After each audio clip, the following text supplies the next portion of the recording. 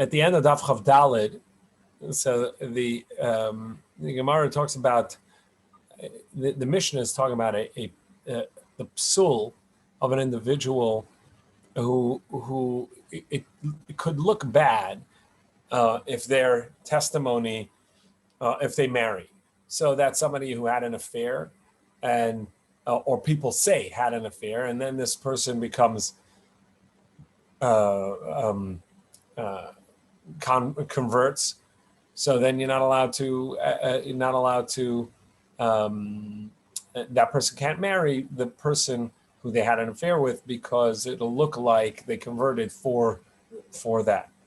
Various ideas like that. One of the concepts is that if somebody's said to have an affair with a woman, and then this woman's husband divorces her on account of that, they cannot marry, meaning the person who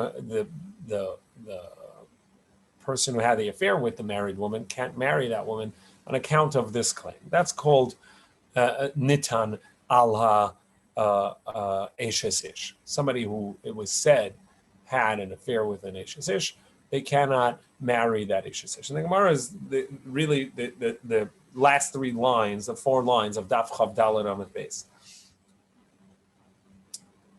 The Tanya Rebbe says, if someone who sells perfumes is walking out of this fellow's house, the guy comes home middle of the day, and he finds that there's the perfume seller is walking out of his house, and and the woman is closing up her garments. So that is indicative of what may have been happening, right, at the moment that he came home, before he came home. So, Amar Rabbi Hoyle Mechura Adavar Teitze. Since it's a disgusting matter, Teitze. Similarly, Roik Lamana Min Akila Mechura Adavar Teitze, or at the beginning of our daf, Min Olim Mefuchim Tachas Amita. Whatever that siman is, the Gemara, Rashi has a couple of versions, the Gemara has a couple of versions. So we have this idea of mechur hadavar teitze, that on account of mechur, because it's so disgusting, it looks like we know what happened. So teitze, they have to not marry, they have to divorce. And that was really a part of the Mishnah, which was, do we say just that they can't marry, or even if they marry, they have to be teitze? So who has to divorce over here? Rashi says that what Rebbe is talking about is that Rashi de Bamaschel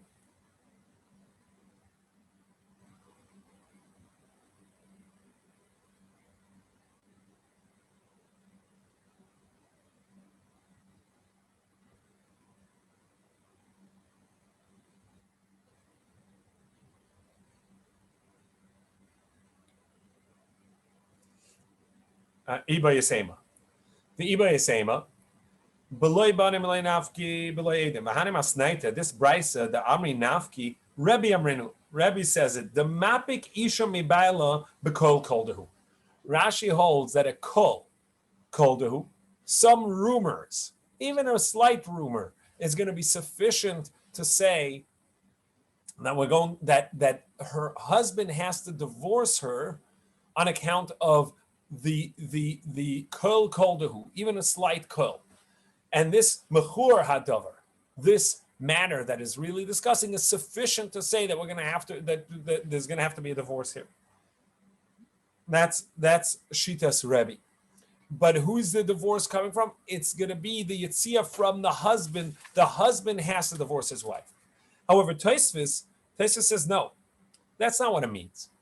The husband doesn't have to divorce her just on account of that, because we don't know that there was something that happened that was wrong. Rather, if the husband chooses to divorce her, and then she goes ahead and marries this perfume seller, the person who was selling the perfume, with whom the rumors or the insinuation of what happened was with, and they married, to him, he, Beis Din, is going to force him to divorce and say, no, you cannot marry this woman, because after all, it looked the husband divorced her on account of what it looked like happened between you, and so therefore you can't marry. Isn't Rashi just? Are you in the middle of a thought, or can I ask something? No, just saying the machlekes first. So it wasn't the way the Gemara was flowing. I thought that the Gemara is trying to say who taught the Mishnah. The Mishnah says that the suspect, whatever, has to divorce this wife, has to divorce this woman that he is suspected of being with. And the Gemara is saying that Rebbe is the one who taught it, because Rebbe, and what it quoted Rebbe saying, is talking about a husband divorcing his wife for any type of rumor.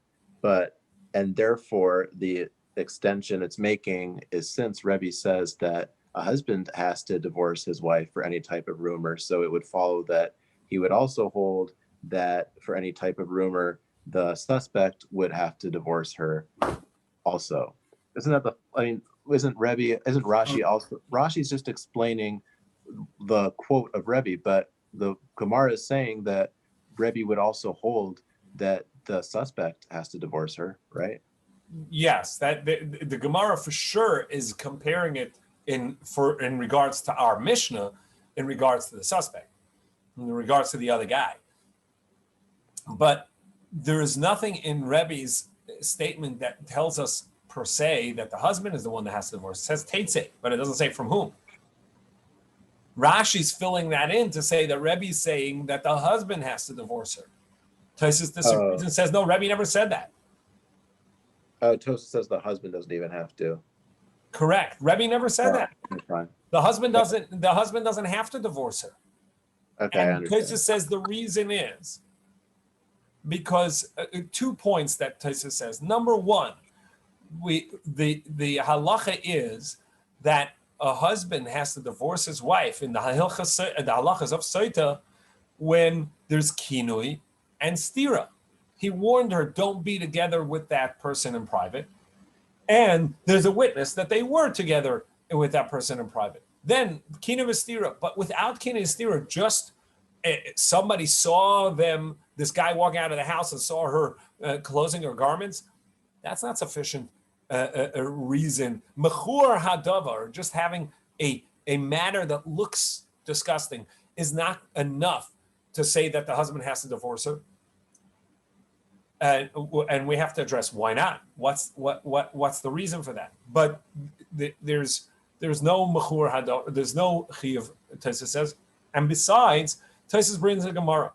The Gemara says, and the Rishonim bring this as well, the Rush and so on, that the ein isha naseres abayla through yichud. Yichud does not aser a husband, a woman. So a man comes home and finds his wife alone with another woman. So that's yichud. It doesn't aser, even though that it's a iser. They should not have been allowed to do that, and maybe even an iser d'oraisa in certain cases. And according to some opinions, even Yaharig Val Yavar. But it doesn't aser her because there's ein isurim ala yichud, ein osim ala yichud. We don't aser because of yichud. So that's Tosfos' question. So the Rush brings this at length because the Gemara says over here on our daf, the Gemara says that we paskin like Rebbe, even though it says that we also paskin like Rav, but we paskin like Rebbe. So this is a understanding whether mechura hadavar is sufficient grounds to say that the husband has to divorce his wife is a matter that unfortunately came up a lot in Shuvas, and is relevant in halacha. So we have to understand what's the basis for mechura hadavar. So the Rush brings this at length and discusses it because there's different opinions here. And he brings from his Rebbe, Marami Rutenberg, that explains Rashi again to defend against Tosfos. Says, yes, the husband does have to divorce her. And even though we said that ein osin ala yichud, the fact that there was yichud is not sufficient to say that they should divorce. That's true only in regards to when all you have is yichud. But if you also have a raglayim ledavar, Raglaim l'davar means that there's something to stand on. There are feet to the matter, meaning that there's a basis for concern beyond just yichud. And over here, what's this fellow doing here? And why was why were the three cases that Rebbe has a mechura davar? She was closing her garments. There was spit on the ceiling over the bed. There was the marks of shoes underneath the bed in a peculiar way. Whatever that case is, as the Gemara discusses and Rashi discusses. But these are mechura davar. Besides for the yichud, you also have a matter of a raglaim l'davar, a basis for concern. There we do say that he has to divorce her. However, Taisus says that it was that there's a distinction. The Gemara over here that says that when there's a kol, when there's a rumor that, and Rebbe says based on a rumor you're going to have to divorce, that's all in a rumor prior to marriage. But when you have a rumor when there's already marriage, that wouldn't be chayiv. The words of Taisus. V'oid the legabe baal have a kol lebasan nesuin. Hama ba'isha rabba the kol lachan nesuin loy chashina. It brings the Gemara in Daf Tzadi Beis Taisus that a kol lachan nesuin, of a rumor, a voice, right, a rumor that comes out after marriage. You don't have to be chayshish for it.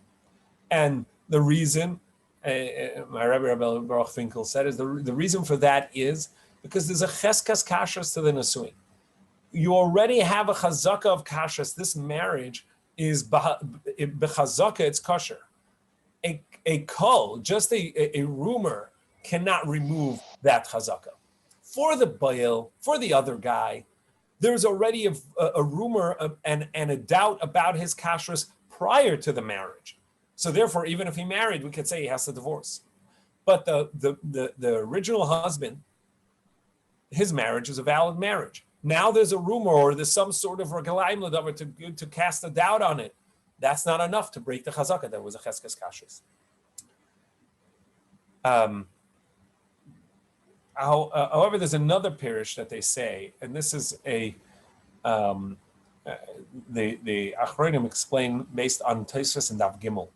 Tosfos and Daf Gimel, in regards to when you have a bayil, when you have a brother that could be usher in Yibum, various cases. So Tosfos over there asks a case, what about if he was a bayil, if he had an affair with this woman, and so to him it's usher because of tumah, and Tosfos says that it makes a distinction between when the Torah calls a tumah as erva or not, and since tumah in regards to the bail, the one who had an affair, is not considered a part of erva, it doesn't have the same halachas of the Isser Erva that we have in the Mishnah over there. Using that Tosfos, the Achronim want to say that there's a din edus that Erva needs. We know that every matter of Erva, every issue requires two edim. And so since it requires edus, so for him, for the husband, the just having a kol, just having circumstantial evidence is not going to be sufficient to say that he has to divorce her, because there's a din that it needs edus. There's a requirement that there has to be a proper din edus to edim in front of a beis din, etc. Hilchas edus, the halachas of witnesses of edus are required. But that's not true in regards to the bail. For the bail, it's not a matter of erva, it's a matter of sin. And therefore, it's just the tumah. It's just the avera, the sin itself. For that, it's sufficient to just have knowledge. And circumstantial evidence is enough for us to say, mechura adavar, that's disgusting. And they can't, and even if he marries her, he has to divorce. So that's going to be pshat in Tosfos.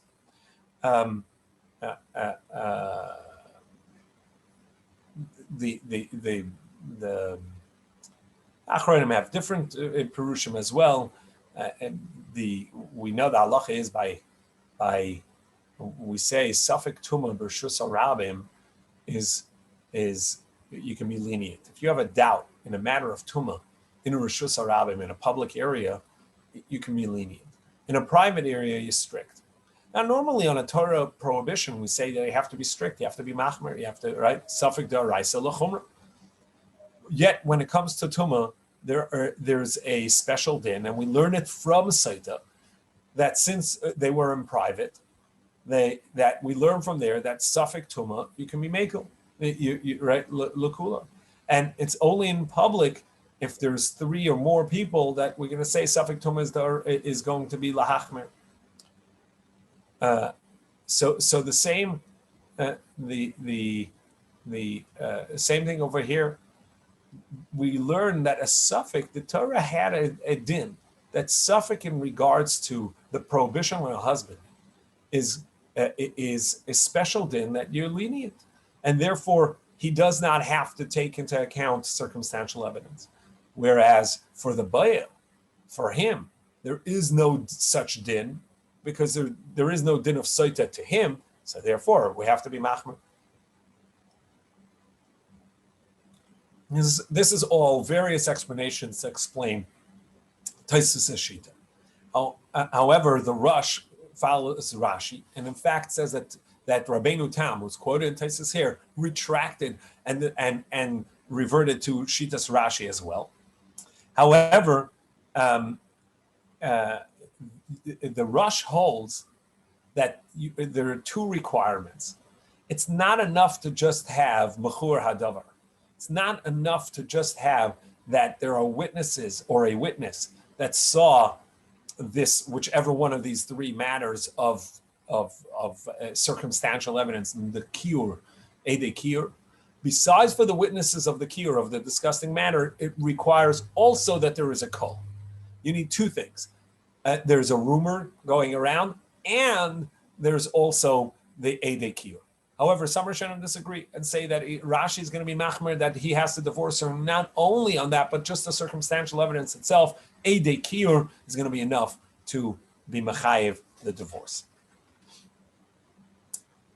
The Gemara goes on to talk about what is a rumor, what is kol adolei pasik, what defines a rumor that doesn't stop, and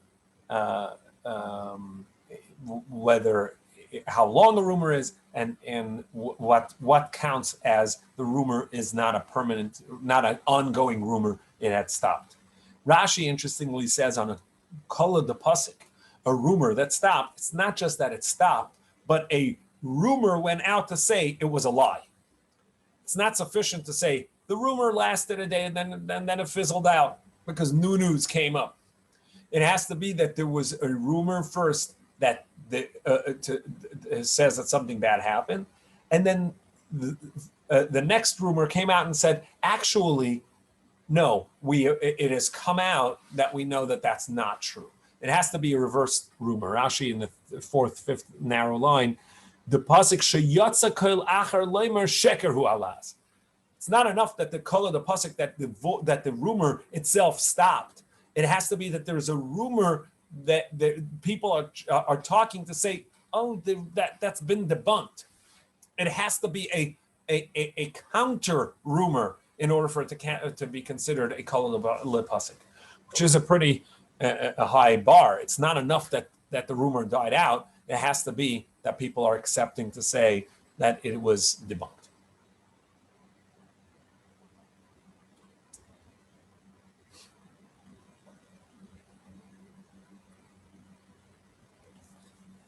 There's a machlekes in the next Gemara. The next Gemara says like this: Tanan Hasam. Hamaitzi es ishtei mashum shemra. Somebody divorces his wife because he heard bad rumors about her. Lo yachzer. He may no longer remarry her. Mashum neder, or if he divorces her on account of that she made an oath about something. So she said, I forbid upon myself all food, or whatever it is, right? And it's like, I can't live with someone that has such a restriction. Lo yachzer. So even though he divorced her for that, he may not remarry her. And the Gemara then goes into the question, which has really been the last minute and a half. What happens if he did marry her? Does he have to divorce her or not? But what's the reason for this that we say that lo yachzer? So Rashi says, because if you're going to say that he's allowed to remarry this woman, it's maybe after she gets divorced. He divorces her because she took upon herself an oath, let's say, not to sleep on a bed ever. Okay? She says, all beds are prohibited to me. Like, I can't live with someone like that. Then he divorces her. She remarries someone else. She marries someone else, not remarries. She marries someone else. And then goes to a chacham and annuls the vow, the neder that she had made. And then he says, wait, if I had known that she's going to revert, that she's going to nullify that oath, that she's going to be matir that neder, so even if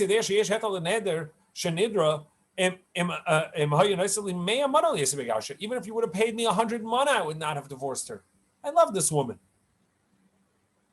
She was very beloved to me. I loved her. I would never have divorced her. And then what? Rashi says an astonishing thing. He can now retroactively nullify the get, and uproot it from where it was, and her children from the second marriage will be a mamzer. He gave a get. He will now, Rashi doesn't only say that he will cast doubt on the get by saying, I would never have divorced her. Rashi seems to be saying he actually will uproot the get, and the get will become null and void retroactively.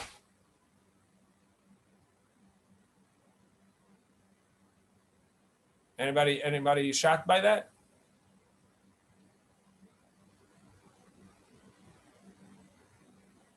You're all comfortable with that? I want to cut it out. I was like, no, it can't be. It's pretty crazy. What? It's pretty crazy. It's pretty crazy. I mean, you gave a get. Why is it crazy? Why is it crazy? Why? Married. You go ahead. She's a married woman now to somebody else. Yeah, they got a divorce, a halacha get. She went and married someone else with all right, had children from that marriage, and he says, hey, wait, if I had known X, Y, and Z, I wouldn't have done a divorce. Sorry. You're bothered by this more than any other situation of like tos, like kedushay tos or mekach tos. Kedushay tos and mekach tos are there's an umdana. These are basic umdanas. What's a mekach tos? I said I marry you with the expectation of A, and it turned out B. So he said mekach tos, a classic case of mekach tos. I marry you understanding that you're a kohen. Then it turns out you're not a kohen. It's a mekach tos. It was very clear what the grounds were. So is the problem the nature of how we're getting to this act, like gite tos, or is it the entire mechanism? Would you be okay if it was a different form of accident? Let's say he divorced her and explicitly said, like, I'm divorcing you because I think X. She goes ahead and gets remarried and has kids, and then he's like, oh my gosh, I just discovered that X was wrong, and therefore it nullifies the get. Now her kids are mamzerim. So right? If you tell me tonight, you tell me tonight, very good. I have a Rambam. The Rambam says the explanation of this Gemara is tonight. Yeah, that would be perfect. Or if it's an umdana de mukach, the same as kedushay tos, something that of course nobody would have divorced his wife if he had known. Like he thinks that she's puzzled to him, or he made a mistake, and therefore he divorced her. Like, right? You know, whatever the case is, Cohen, and he thinks his wife was like ma'anes or whatever. Make up something where he thinks that he's usher, and therefore he divorced her. And so umdana de mukach, he never would divorce her if he had known that some new information comes out, right? You would. then that would be the same as Kiddushay Tos. No, because he gave a straight divorce. That's a chiddush over here. Rashi is taking this to a degree that is shocking. You're right. There is a concept. What Rabbi Yossi is saying is this: there is a concept of an umdun and a muchach, where if I made it was very clear on the premises and the basis upon which I made a transaction, because those were very clear. And then it turns out that's not the case. There is such a thing as mekach tos, kiddushay tos, and so on. And with the get, there could also be a get betos, perhaps. I made a transaction under false pretenses. But over here, it wasn't false pretenses. It was real. There was a neder. And you didn't want the neder. Oh, I didn't know there was a way out. Who cares? You didn't want what was it? That was absolutely true and real. That wasn't a false pretense. It was for real. You just thought that there was a way out. Right. You thought that there. I thought the cases where the guy says, "I think there is no way out," and that's why he divorced her. You thought there was no way out, and so therefore, and we find out later there's a way out. Who cares what you thought? Was there that he divorced her thinking that she had an oath upon her and he couldn't live with the oath? Is it true there was an oath? Yes. There was no mistake. Yeah. There but was he no thought mistake. that he couldn't undo the oath. That's not a part of the umdana. That's not a umdana, meaning that's not something that's self-understood that was the basis. It's not self-understood that if he knew that he could undo, right? Meaning, let's say the neder is something which really like undermines the marriage. It's super crazy, and therefore everyone would agree that in this situation anybody would divorce their wife if their wife had such a neder, right? So wouldn't there also be a parallel umdana that if he knew he could get rid of that neder, then he wouldn't divorce her? No. First of all, as far as neder goes, it's not up to him to undo it. She'd have to be willing to undo it. She has to go and get it nullified, right? As long as she doesn't do it, it doesn't help him. That's number one. But even in the kiyur, right now, the basis for the divorce was real. It was absolutely there. There was a neder. There was a motzei shemra. People were saying that she did something. She had an affair. Yes, it's true. He hired a private investigator, and 4 years later, they were able to establish that it was false. But at the time, that was real. He didn't divorce her because he knew the facts about what happened. He knew the facts that people were saying this. So fine. So let's say shame. So, but you have a question on neder also, or just shemra, right? I mean, it sounds like a shemra. And both. They were not false pretenses. The pretenses were true and real. If I say, Areat Makadeshes li almanas sha'ani kohen. You are married to me with the condition that I'm a kohen. Turns out not that way, right? It doesn't work. Or, so that's a condition, even without a condition. If I tell you I'm a kohen, you'll be able to continue eating teruma, but I didn't make a condition. And then without any conditions, I say, Ariyat Mekadeshes li, and she accepts it. It's also going to be Kiddushay Tos, because I made it clear that I'm a Kohen, and you thought I'm a Kohen, you'll be able to eat teruma. It turns out not to be true. So it's Kiddushay Tos. Because it actually wasn't true at the moment. But in these two cases, the truth is there was a rumor about her. There was bad stuff being said about her. That's the truth. The truth is she had a neder. Could you undo it later? Yes. Did you undo it later? Perhaps. But it doesn't take away the fact that it was true at the moment. So what about when a guy sells all of his property because he's planning to move to Eretz Yisrael, and then he fails? Right. That was also with an expectation. Yeah, but it's all true at the moment right now. He No, it's does not true at the plan right moment. now. Right now he's It planning. never happened. No, it never happened. It was the 2010. expectation I will go, and then I never ended up going. So that never ended up happening. I never moved. That's all the items that it turns out that at the moment of the sale, there was something missing.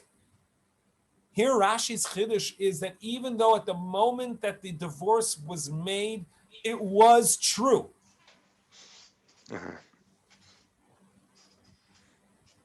I see. Right? The moment that the moment that divorce happened, it was true.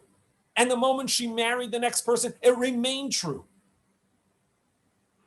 7 years later, she undoes the neder. Voila. I would never have divorced you. Retroactively, 7 years ago, the get is batel.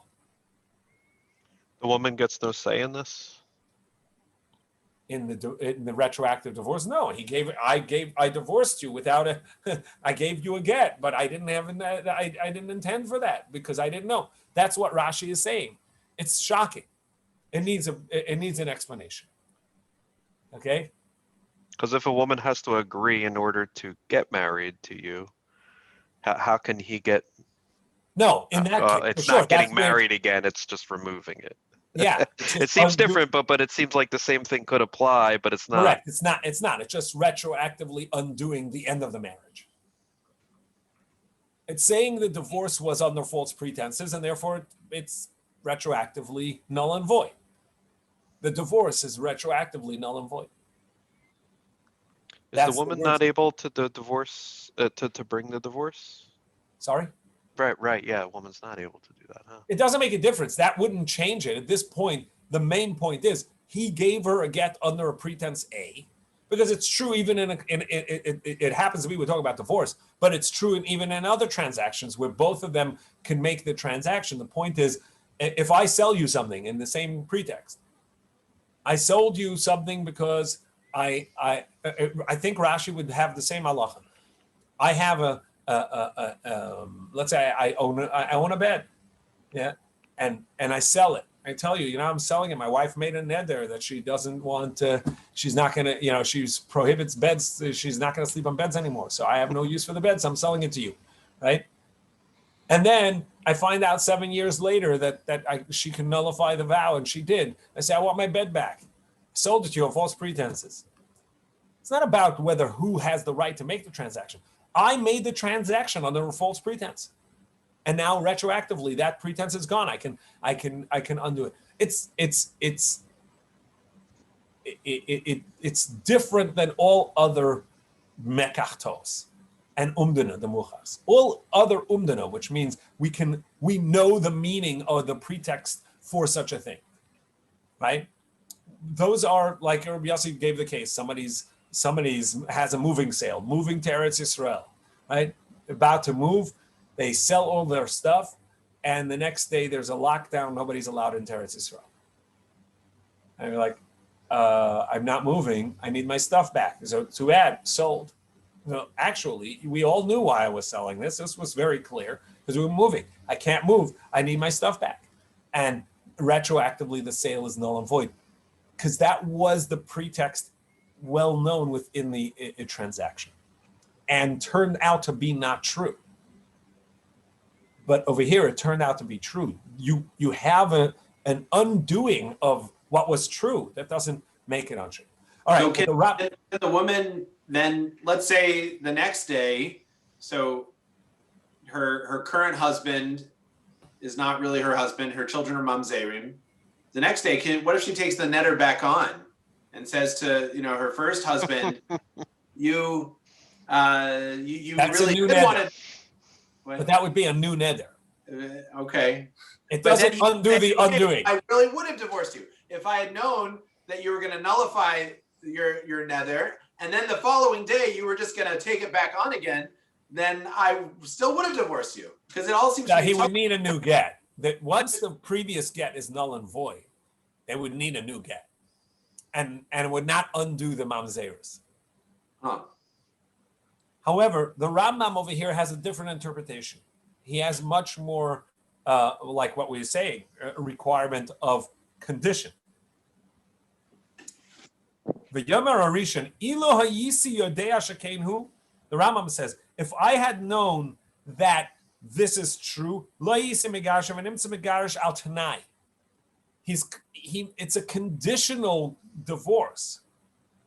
What he's doing is he's making a conditional divorce. I divorce you as long as you keep this neder. I divorce you on condition that the rumors turn out to be true that you had an affair. So it's a conditional get. So it's not a retroactive. He changes his mind. From the start, it's that way. Therefore, the Rambam says, we tell him when he makes a divorce, this is final. There's no conditions. Because she cannot come back to you. When you make this get because of a neder or because of a shemra, there are no backsies. There's nothing going back here. This is end. But according to Rashi, why can't he take her back? Why do we say once he divorced her, he can't take it back? After all, either way, it's a get betos, right?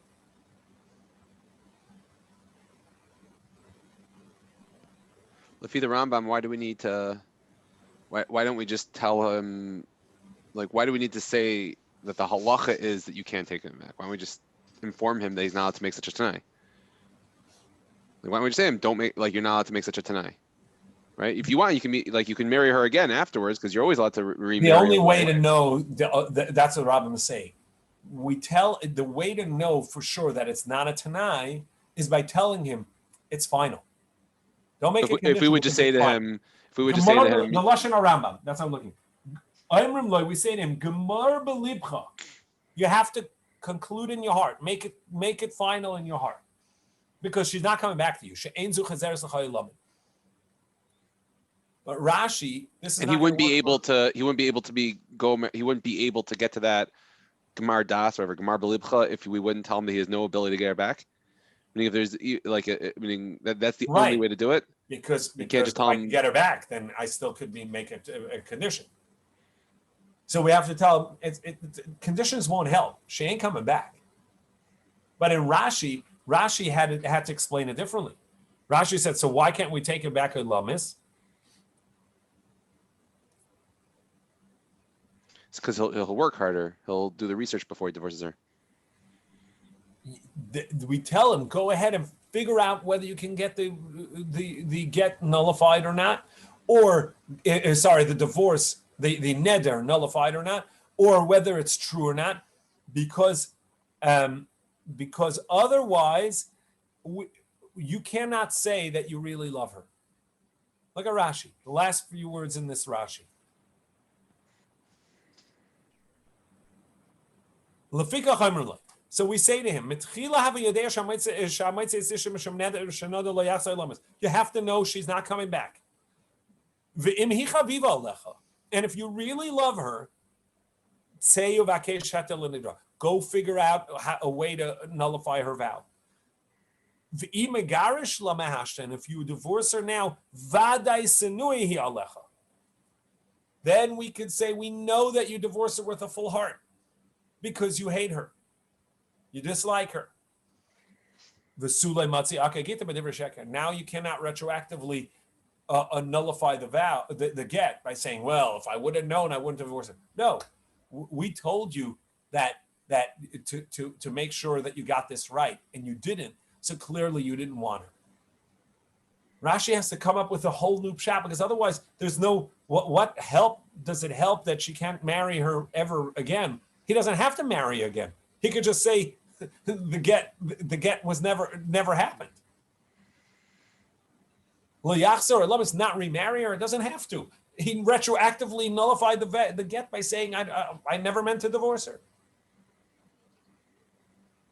So Rashi had to come up with a new explanation, saying actually we can now prove that he never would have that he never wanted her. He would have divorced her anyhow, because he didn't like her. How do we know that? Because we told him, look, you're not going to be able to remarry her. So if you really love her, figure out whether this is true before you divorce her. And you didn't do it, that means you didn't love her. Rashi needed a whole new end of explanation as to what this not marrying her again would do. Okay, we're gonna have just a few minutes left for the next sugya. The next sugya is a huge sugya that comes up a lot. There are a few concepts that we have to know for the next sugya. One concept is there's a concept of ein adam mesam atzmei rasha. A person is not trusted in testimony against himself. In American jurisprudence, if you admit to a sin, right? You say, I murdered, I killed, I stole, whatever it is, you're chayiv. In halacha, monetary things, sure, you say, I owe you money. That is the greatest form of testimony, that you owe me money. It's like 100 witnesses. However, if I come into Beis Din and say that I did an Aveira, and we don't believe it. I'm not believed. Now, I if I know I did it, so I can bring a korban and various other whatever fixes the Torah demands of me. But the ain't other Mesam Atzmei Rasha, person is not allowed to testify against himself. Ain't other Mesam Atzmei Rasha. You can't make yourself into a Rasha. So the Gemara here goes into questions. If somebody says, so first of all, we're in this theme of people who are not allowed to marry someone on account of that they were involved in this beforehand. And here we have din, somebody who brings a get from another country and has to testify and say this is a kosher get, may not marry the divorcee because it's going to look bad. It's going to look like he said this is a good get, but really it wasn't, and he just said it in order to marry her. Or if a woman is in aguna, her husband left the country, never came back, and he comes back and says, I was in the other country and I saw that he died. He's not allowed to marry that woman, the widow, because otherwise we're afraid he's coming to say that she's a widow, but really isn't.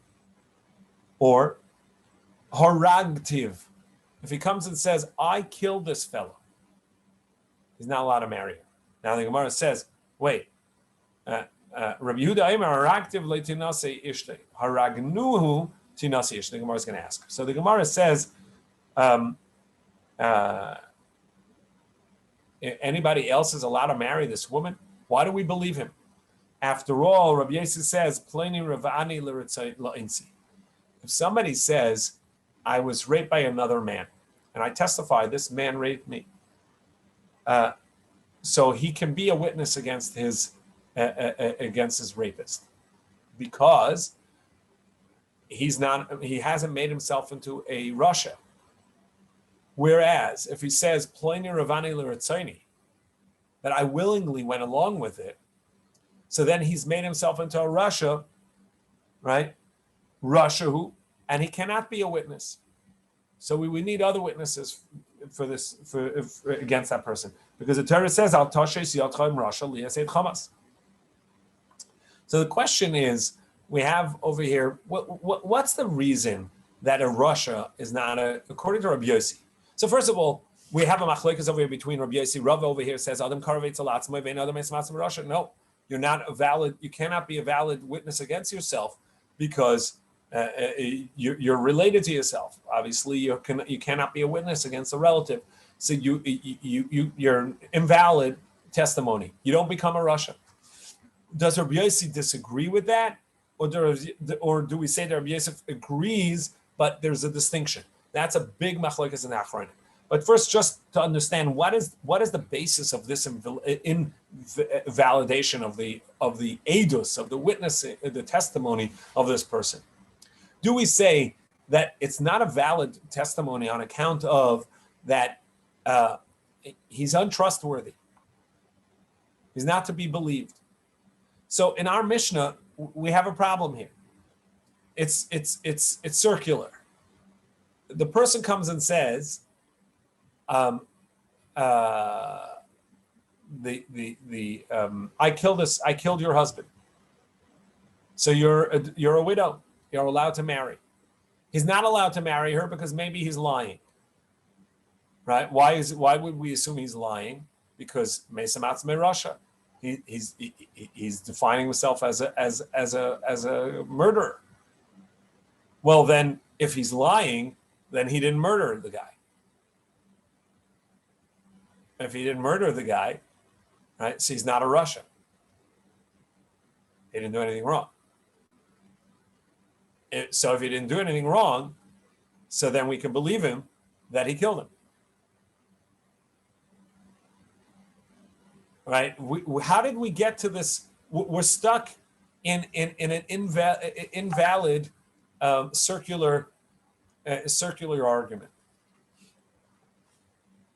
So the Achronim say the word over here. This is what the Gemara. This is why Rabbi Yossi needs a pasuk. The truth of the matter is, the reason why the Rambam says this. First, when a person is not a valid witness because they are related, is that because we don't trust them? No. Two relatives, Moshe and Aaron, Moshe Rabbeinu and Aaron HaKohen, come and testify. The Rambam says they're invalid. It's not on account of the ne'emanos. It's not because we can't trust them. Because we trust them. Rather, it's a din in Eidos. Eidos requires two in front of Beis Din. It has specific things. In fact, there's a halacha that says that anything that just needs yediyah, anything that we just need knowledge, all of the hilchas Eidos, most of the hilchas Eidos don't apply. Because all we need is knowledge. When do the laws of Eidos apply? When we need the system of Eidos, when we need testimony in court, in Beis Din. That's a different din. It has nothing to do with knowledge. If we think of witnesses, we think of passing information, providing evidence, providing information. No, there's two separate din. One is the provision of information, providing knowledge. And for that, we don't need a din Eidos. That can be provided. So for that, if this person comes and says, I killed someone, I killed this person's husband, this woman's husband. Yeah, it's true. We believe him. It's not that we don't believe the guy. We believe him. Rather, it's a separate concept. Even though we believe him, but we need witness, we need a din Eidos. And the Torah says, that's why he brings a pasuk. Al toshes yotchem rasha lias eid chamas. You can't, it's true that he's that the testimony is true, but it's just inadmissible in court. Right? Think of in American jurisprudence, if they didn't read him his Miranda rights. So we have all the information. They didn't have a search warrant. They went into his house without a search warrant and they found all the evidence. It's inadmissible in court. I know the information. It's not that I don't know what happened. I just can't bring it into court. It can't be testimony. Those are two separate things. So too in din, the Torah says there's two things. There's a din Eidos and there's a din Yediyah or Ne'emanus. And those are separate. So the next part of this sugya is a question of Palginan Dibure. That we're, according to Rava, or really it's a question of Yosef, do we say that we split his testimony? This person came and said, Pleni Ravani L'Ratzoni. I willingly accepted this person upon me, making me into a Russia, but I'm also testifying against that person that he did a mishkav zachar and it's punishable by death. Wait, so I'm testifying against him. That part's admissible. Testifying against myself and invalidating myself as a witness, That's inadmissible. Palgina dibure, we split the testimony. It's not that we don't know what happened. It's only that part is admissible as testimony and part's not.